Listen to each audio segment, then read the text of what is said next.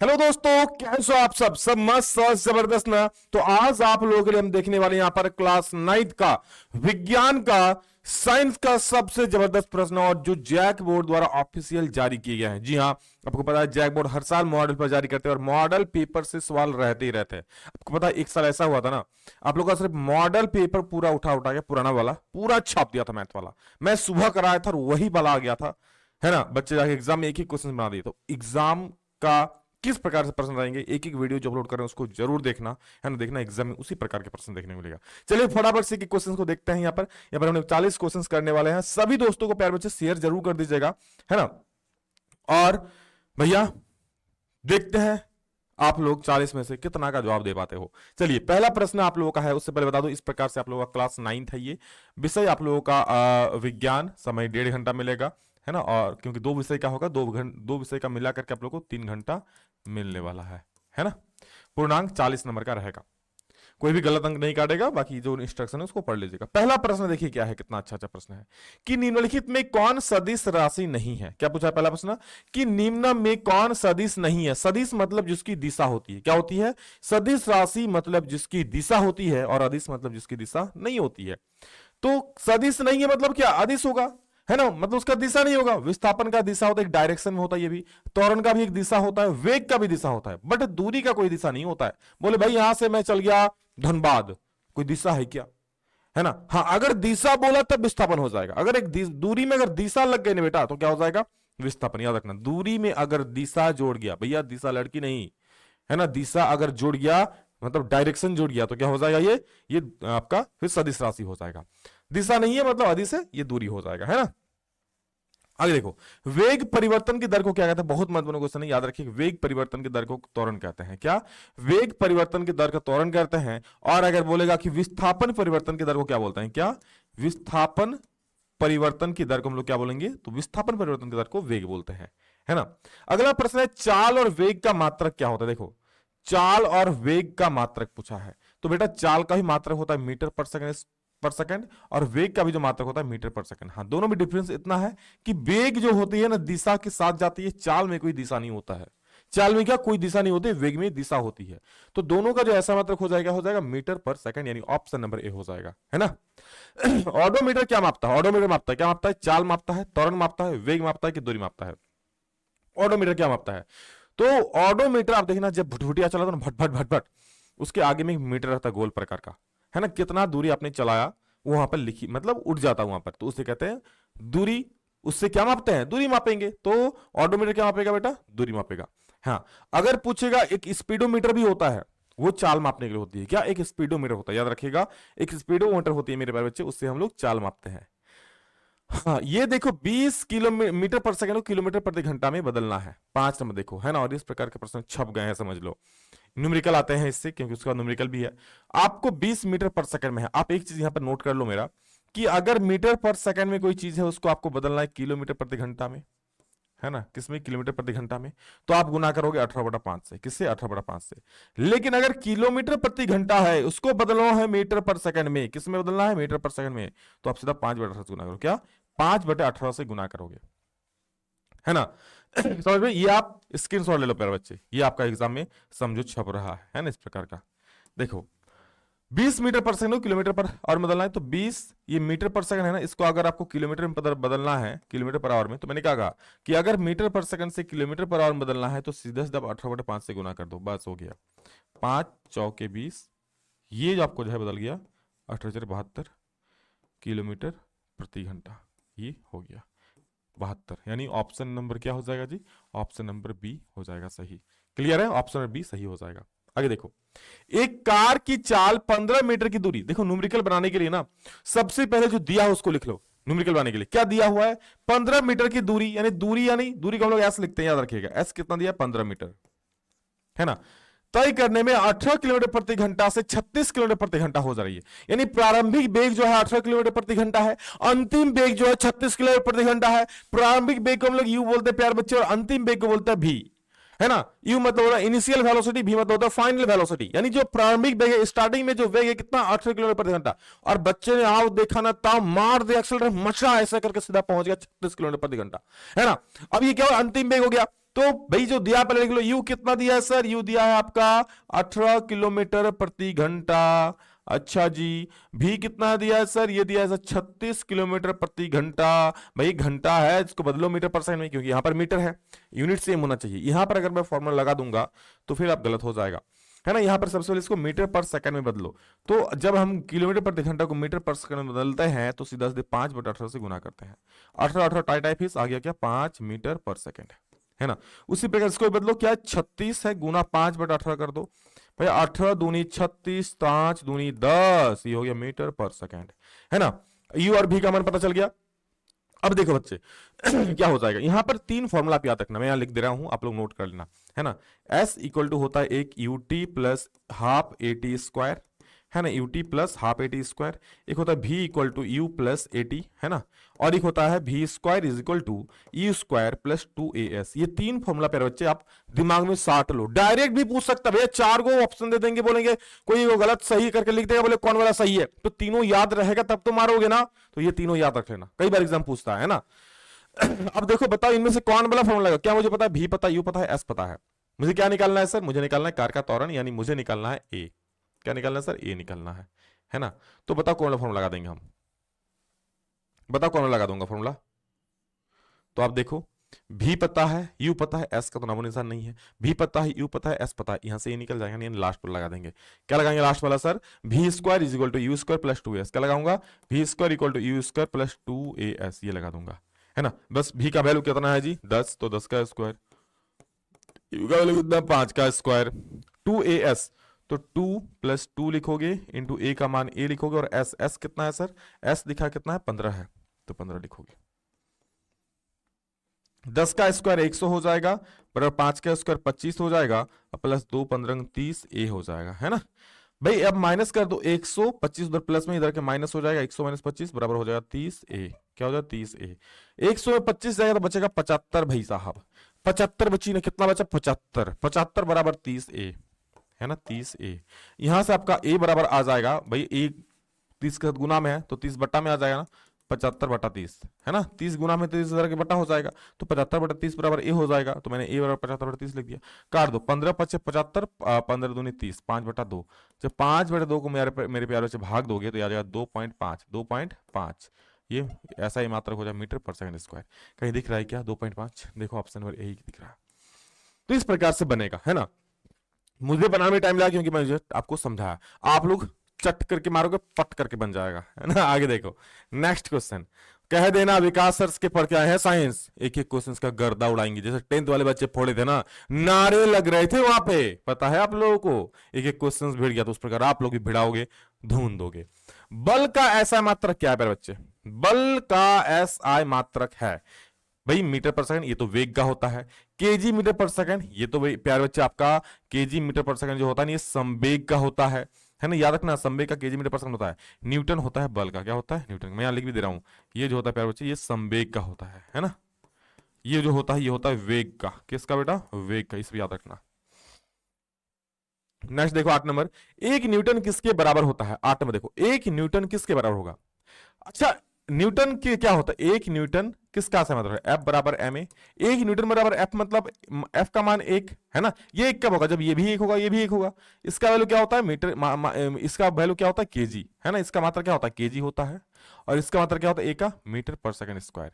यानी मैं 1 न्यूटन को मीटर पर केजी मीटर पर सेकंड स्क्वायर भी लिख सकता हूं। क्या लिख सकता हूं, 1 न्यूटन को केजी मीटर पर सेकंड स्क्वायर भी लिख सकता हूं। केजी मीटर पर सेकंड स्क्वायर बोले तो, केजी मीटर पर सेकंड स्क्वायर बोले तो ऑप्शन नंबर ए क्या हो जाएगा, ऑप्शन नंबर ए। आई बात समझ में, चलो वेरी गुड। आगे देखो, 3 पिंड है, 3 कोई भी वस्तु है A B C, तीनों का जो द्रव्यमान है क्रमशः 5, 2 और 10 केजी दिया हुआ है। किसमें जड़त्व सबसे कम हो जाए, मैंने कहा था जिसका द्रव्यमान सबसे कम, याद रखो भाई ठूस लो यहां पे, जिसका द्रव्यमान सबसे कम उसका जड़त्व सबसे कम, जिसका द्रव्यमान सबसे ज्यादा उसका जड़त्व सबसे ज्यादा, है ना। किसका पूछा है कि सबसे कम होगा, तो सबसे कम भैया दुई है, दुई मतलब B हो जाएगा, B का है ना, A का 5, B का 2 और C का 10 है, तो 2 किसका है, B का है ना, तो B हो जाएगा, सबसे जड़त्व कम हो जाएगा। क्लियर छो। अगला पूछा है 1 केजी द्रव्यमान पर 1 न्यूटन का बल लगाने पर उत्पन्न त्वरण का मान क्या होगा। 1 केजी द्रव्यमान और 1 न्यूटन बल, यानी भैया हमारा F बराबर फॉर्मूला होता है ma। बल कितना लग रहा है 1 न्यूटन, यानी F बराबर 1 लगा दिया। द्रव्यमान कितना है? एक। आपको निकालना है त्वरण। बच्चा वाला सवाल पूछा है सर जी। एफ बराबर एम ए, एफ का मान एक, एम का भी मान है सर एक, ए का निकालना है सर ए बराबर भी एक। देख क्या हो जाएगा, 1 मीटर पर सेकेंड स्क्वायर। ए का मात्रा क्या होता है? मीटर पर सेकेंड स्क्वायर। ए मतलब क्या? त्वरण। तो ऑप्शन नंबर डी हो जाएगा ना। देखो अब एक यहां भी है ना, यहां भी है, तो आप यहां पर समझ गए ना कि यूनिट क्या होता है। तो सबका ऐसा मात्रक याद रखना, ऐसा है मात्र से ही प्यारे बच्चे आपको एग्जाम में क्वेश्चंस बनते हैं। जी हाँ, ऐसा है मात्रक सभी क्वेश्चन एग्जाम में बनते हैं। न्यूटन की गति के पहले नियम से क्या मिलता है? तो प्यार बच्चे न्यूटन की गति का पहला नियम जो है ना, उससे मिलता है क्या? जड़त्व की परिभाषा। यदि कोई वस्तु विराम में है तो विराम में ही रहना चाहिए, कोई वस्तु अगर गतिशील है तो गतिशील ही रहना चाहिए, यानी चल रहे तो चल ही रही है जब तक कि उस पर कोई बाहरी असंतुलित बल ना लगे। असंतुलित मतलब भैया जितना बल उससे चल रहा है उसको ज्यादा रखना पड़ेगा ना। एक वस्तु कोई जल रहा है, उसको आप जितना बल से वो जा रहा है, जितना बल उस पर जाने के लग रहा है, उससे ज्यादा आपको देना पड़ेगा, तभी तो रुकेगी, है ना। आई बात समझ में? चलो, तो न्यूटन के गति के पहले नियम से मिलता है जड़त्व की परिभाषा, यानी option number B. Option number B. Newton गति के कौन सा नियम बल मापने का सूत्र मिलता है? बल मापने का सूत्र बराबर मतलब एफ बराबर एम ए, है ना। तो एफ बराबर एम ए किस कौन सा नियम होता है? दूसरा नियम से होता है। जी का मान डायरेक्ट इसे पूछता है पहले, छोटा जी का मान, बड़ा जी का मान, एकदम पूछ के ना भैया लाल कर देगा एकदम, इस प्रकार से आप मतलब पूछेगा ये सब। तो जी का छोटा जी का मान याद रखना 9.8 तो होता है, लेकिन सब में 9.8 है। क्या हो जाएगा? 9.8 मीटर पर सेकंड स्क्वायर होता है, क्योंकि जी मतलब एक इसको बोलते हैं गुरुत्वीय त्वरण। क्या? गुरुत्वीय त्वरण। और त्वरण कैसा मतलब क्या होता है? मीटर पर सेकंड स्क्वायर। हाँ, साथ ही साथ छोटा जी का वैल्यू भी याद रखना 6.67 इंटू 10⁻11 न्यूटन मीटर स्क्वायर पर केजी स्क्वायर। याद रखना कि एग्जाम के लिए रामबाण है ना, बहुत महत्वपूर्ण है। अगला देखो, 60 केजी द्रव्यमान के किसी मनुष्य का चंद्रमा पर भार कितना होगा? यानी मनुष्य का जो द्रव्यमान है बेटा, एम बराबर दिया है 60 केजी। आपको क्या निकालना है? आपको निकालना है भार। कहां पर? चंद्रमा पे। तो याद रखना चंद्रमा पर भार कितना होता है? पृथ्वी पर जितना होता है ना, उसका 1/6 गुना होता है। तो सबसे पहले हम पृथ्वी पर भार निकाल लेते हैं। पृथ्वी पर भार क्या होता है? W = mg, ये पृथ्वी पर भार होता है। mg मतलब क्या? m बोले तो 60 और g का वैल्यू बोला है 10। ले लो प्यारे बच्चे, तो ले लो 10, यानी भैया ये आ जाएगा 600। और भार कैसा मतलब होता है? न्यूटन, तो 600 न्यूटन।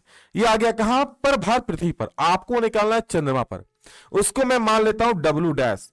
और चंद्रमा पर कितना होता है भैया? पृथ्वी पर जितना उसका 6/6 होता है, यानी 1/6 गुनी होती है। अब आप लोग आंसर कमेंट में कर दो, कर दो, कर दो, क्या हो जाएगा? चलो,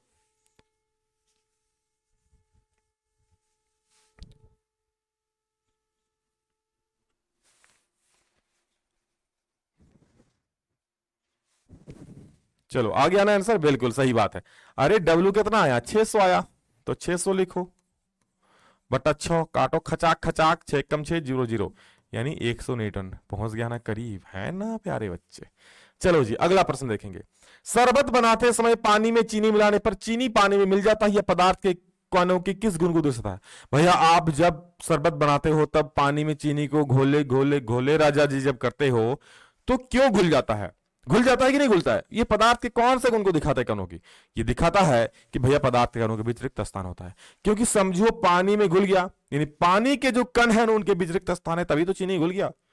हाँ, तभी तो चीनी घुल गया। तो क्या हो जाएगा? इसका अर्थ होगा पदार्थ के कणों के बीच रिक्त स्थान होता है। पदार्थ के कणों के बीच रिक्त स्थान होता है ना।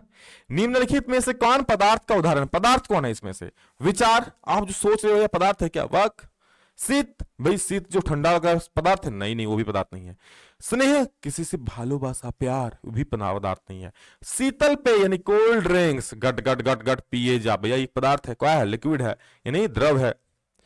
दो विभिन्न पदार्थों के कणों का स्वतः मिलना क्या कहलाता है? याद रखिएगा, विभिन्न पदार्थों का अपना कोई कण है ना, वो अपने आप मिल जाएगा, उसको कहेंगे हम लोग विसरण। क्या बोलेंगे? विसरण बोलते हैं, याद रखिएगा। अगला, किसी तत्व के द्रव्यमान प्रति इकाई आयतन को, द्रव्यमान का होता है केजी ऐसा मात्रक, और प्रति इकाई आयतन, आयतन मतलब मीटर क्यूब, तो केजी मीटर पर क्यूब, केजी पर मीटर क्यूब होता है। ये किसका ऐसा मतलब होता है? तो घनत्व का। किसका? घनत्व का। याद रखिएगा, किसी तत्व के द्रव्यमान, द्रव्यमान कैसा मतलब? केजी, प्रति इकाई आयतन, आयतन कैसा मतलब? मीटर क्यूब, तो केजी पर मीटर क्यूब, केजी प्रति मीटर क्यूब, ये होता है घनत्व। कैसा मतलब? किसका होता है बेटा? घनत्व। तो द्रव्यमान प्रति इकाई आयतन को बोलते हैं घनत्व। क्या बोलते हैं? घनत्व। 2 gram hydrogen 16 gram oxygen, 2 gram hydrogen plus 16 gram oxygen के साथ मिल जाता है और 18 ग्राम का जल देता है। कितना? 18 ग्राम जल का निर्माण करता है। तो यह किस नियम को? अभिक्रिया से पहले जितना द्रव्यमान था अभिक्रिया के बाद भी उतना द्रव्यमान, और इसे बोलते हैं क्या? द्रव्यमान संरक्षण का नियम। क्या क्या होता है सर द्रव्यमान संरक्षण का नियम? तो कोई भी अभिक्रिया में ना तो द्रव्यमान का निर्माण होता है, नहीं उसका विनाश होता है। अभिक्रिया से पहले जितना द्रव्यमान होता है ना बच्चे, अभिक्रिया के बाद भी उतना ही द्रव्यमान दी है ना। तो ये क्या कहता है? इसे हम लोग द्रव्यमान संरक्षण का नियम। आगे देखोगे, जल में हाइड्रोजन एवं ऑक्सीजन के द्रव्यमान का अनुपात सदैव 1:8 होता है। अच्छा ये देखो, जल H का सूत्र H2O हो गया, बोला हमेशा जो द्रव्यमान का अनुपात है, अच्छा हाइड्रोजन का द्रव्यमान कितना होता है? 1, लेकिन 2 को है तो 2 हो जाएगा अनुपात। ऑक्सीजन का द्रव्यमान कितना होता है? परमाणु संख्या द्रव्यमान हो गया 16, काटाकोटी खचाक खचाक, यानी 1:8 आ गया, है ना। यानी अनुपात कितना? हमेशा 1:8 है। ये किस नियम को? तो बेटा अनुपात को दिखाते हैं, स्थिर अनुपात के नियम को दिखाता है। क्या? स्थिर अनुपात के नियम का। हालांकि स्थिर अनुपात नियम निश्चित अनुपात नियम लगभग सेम ही होता है, लेकिन ये ऑप्शन एग्जाम में नहीं दिखने चाहिए, एक ही रहेगा। चलो कोई भी आ जाएगा, मार देना है, इसी निश्चित स्थिर अनुपात का नियम है ना, अभी मार दो। परमाणु त्रिज्या को किस मात्रक में मापते हैं? तो याद रखना बेटा पिकोमीटर। क्या? पिकोमीटर, यानी ऑप्शन नंबर डी बिल्कुल सही हो जाएगा। परमाणु द्रव्यमान को किसी का मापते हैं? तो इसको यू या फिर कहीं कि अगर AMU भी लिखा रहेगा ना तो उसको भी मार सकते हो, है ना। AMU भी लिख सकते हो, एटॉमिक मास यूनिट बोलते हैं उसको। किसी पदार्थ का वह सूक्ष्मतम कण जो स्वतंत्र रूप में रह सकता है क्या कहलाता है? कोई भी पदार्थ का वह सूक्ष्मतम कण जो स्वतंत्र रूप में रह सकता है क्या कहलाता है बेटा? तो उसे कहते हैं अणु। बोले सर परमाणु नहीं होगा। देखो परमाणु बहुत ही सूक्ष्मतम कण होता है, लेकिन लेकिन लेकिन लेकिन लेकिन वो स्वतंत्र अवस्था में नहीं रहती है ना, वो स्वतंत्र अवस्था में नहीं रहती है। चलो तो क्या हो जाए? किसी पदार्थ का सूक्ष्मतम कण जो स्वतंत्र रूप में रह सकता है वो क्या कहलाएगा? अणु। लेकिन परमाणु उससे भी छोटी होती है, लेकिन वो स्वतंत्र अवस्था में नहीं रहती, याद रखिएगा। जल की परमाणुकता कितनी है? तो सबसे पहले जल क्या होता है? H2O। कितना परमाणु है? हाइड्रोजन का 2, ऑक्सीजन का 1, यानी टोटल कितना परमाणु? 3 परमाणु। निम्नलिखित में से किस यौगिक की परमाणुकता 5 है? किसका 5 हो गया बताओ? अमोनिया का सूत्र लिख दो, HNO3। कैल्शियम कार्बोनेट का क्या हो जाए? CaCO3। कार्बन डाइऑक्साइड का हो जाए CO2। अच्छा अमोनिया का, सॉरी अमोनिया का होता है NH3, एक मिनट, अमोनिया का NH3 होता है, ठीक है ना। जल का होता है H2O। अब वो 5 को किसमें भैया? इसमें कार्बन 1, 2 ऑक्सीजन 3, इसमें भी 3 है। NH3 हाइड्रोजन 3 को, 1 नाइट्रोजन 4 है। इसमें कितना है? 1 कैल्शियम है, 1 कार्बन है और 3 ऑक्सीजन है, मतलब 1 1 और 3 कितना हो गया भैया? टोटल जोड़ोगे तो 5 नहीं होगा। यानी 5 परमाणुकता किसकी है भैया? कैल्शियम कार्बोनेट की। एग्जाम में कई बार पूछता है, तो आप लोग गलती बिल्कुल मत करना, बोल देना बेकार सर से पढ़ के आए हैं, है ना। परमाणुकता एग्जाम में जरूर पूछेगी, और पूछेगी बोल के पूछेगी भैया, आप लोग फोड़ करके भी आओगे, है ना। Very good. आगे देखो, कैल्शियम हाइड्रोक्साइड का सूत्र पूछा है, तो कैल्शियम हाइड्रोक्साइड का सूत्र होता है CaOH होल ट्वाइस। क्या होता है? CaOH whole twice. और ये होता है कैल्शियम कार्बोनेट। क्या होता है मेरे बच्चे? ये होता है कैल्शियम कार्बोनेट, है ना, कैल्शियम कार्बोनेट। क्लियर है? चलो वेरी गुड। अगला बताओ, नाइट्रिक अम्ल का आणविक द्रव्यमान बताओ फटाफट से, क्या हो जाएगा? बहुत शानदार क्वेश्चन है। बताओ नाइट्रिक अम्ल का द्रव्यमान क्या हो जाए? तो याद रखना बच्चे, नाइट्रिक अम्ल का पहले सूत्र क्या होता है? सूत्र HNO3। क्या होता है? HNO3, है ना। अब हाइड्रोजन का द्रव्यमान कितना होता है सर? 1। नाइट्रोजन का होता है 14, ऑक्सीजन का होता है 16, लेकिन 3 ऑक्सीजन है तो 3 से गुना कर दो। कितना सिंपल है देखो, है ना। हाइड्रोजन का 1, नाइट्रोजन का 14, ऑक्सीजन का 16 होता है, लेकिन 3 को है तो 3 से गुना कर दिए। 14 1 15 हो गया, 16 हो गया 48, जोड़ोगे तो 8 5 13 3, हाथ में 1 4 1 5 और 1 6, 63 यू हो जाएगा, यानी ऑप्शन नंबर ए हो जाएगा, है ना। कोशिका की खोज किसने की? बोल से बोलो, रॉबर्ट हुक की जय। ऑप्शन नंबर ए सही हो जाएगा।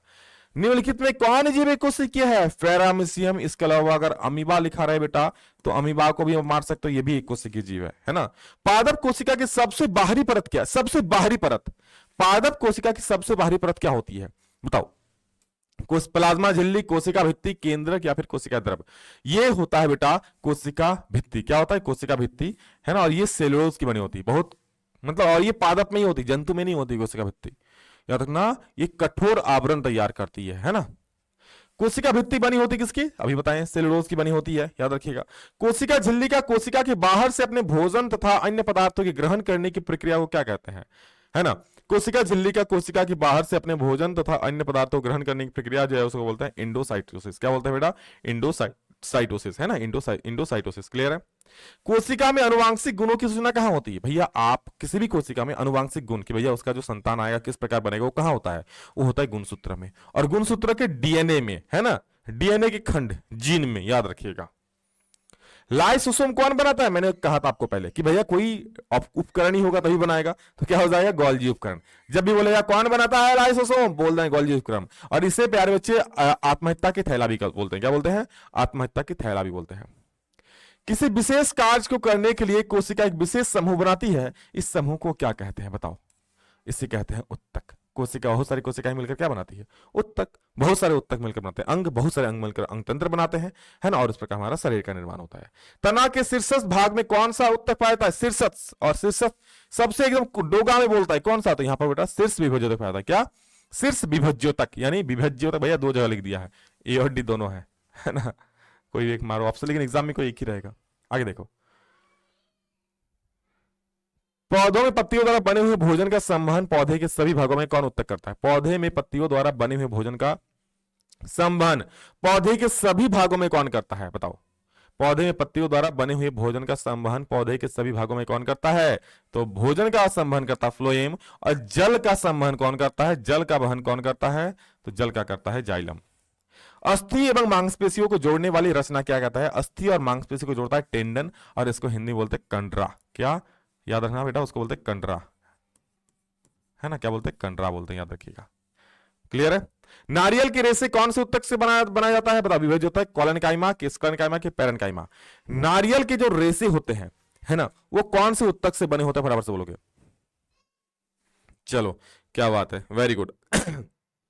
बताओ, जस्ट एक क्वेश्चन आपका, फिर खत्म, है ना। और इस प्रकार जितने वीडियो अपलोड कर रहे हैं बस देखो, एग्जाम में जाके फोड़ डालोगे आप लोग, मैं कह रहा हूं, है ना। तो नारियल के रेशे क्या होता है? याद रखा बेटा, ये होता है स्क्लेरेनकाइमा। क्या हो जाएगा? स्क्लेरेनकाइमा। ऑप्शन नंबर जो सी है प्यारे बच्चों, बिल्कुल सही उत्तर हो जाएगा। और अंतिम प्रश्न है, उससे पहले बता दूं, अगर आप चैनल पर पहली बार आए हैं तो दोस्तों को शेयर जरूर कर देना, बाकी सब्सक्राइब तो लोग कर ही दोगे, मुझे पता है। मेरे प्यारे प्यारे शेर और श्रेणियां हो, फोड़ो अभी। और 10th में तो यार धुआं धुआं होगा। झारखंड में क्रांति की शुरुआत हुई है इस चैनल के आने से, है ना। और भैया इसमें मतलब एक इतना अच्छा मौका मिला है, छोड़ना नहीं। अस्थि क्या है? संयोजी है, तंत्रिका है, एपिथेलियम है, पेशी है। तो याद रखना, अस्थि एक संयोजी उत्तक है। क्या है? संयोजी उत्तक है। अस्थि एक उत्तक है, कौन सा? संयोजी उत्तक है। ठीक है, चलो बेटा, थैंक यू सो मच। बस इसी प्रकार से पढ़ो, और भाई सभी दोस्तों को शेयर जरूर करना, है ना। चलो बेटा, love you all, bye bye, take care, जय हिंद, वंदे मातरम।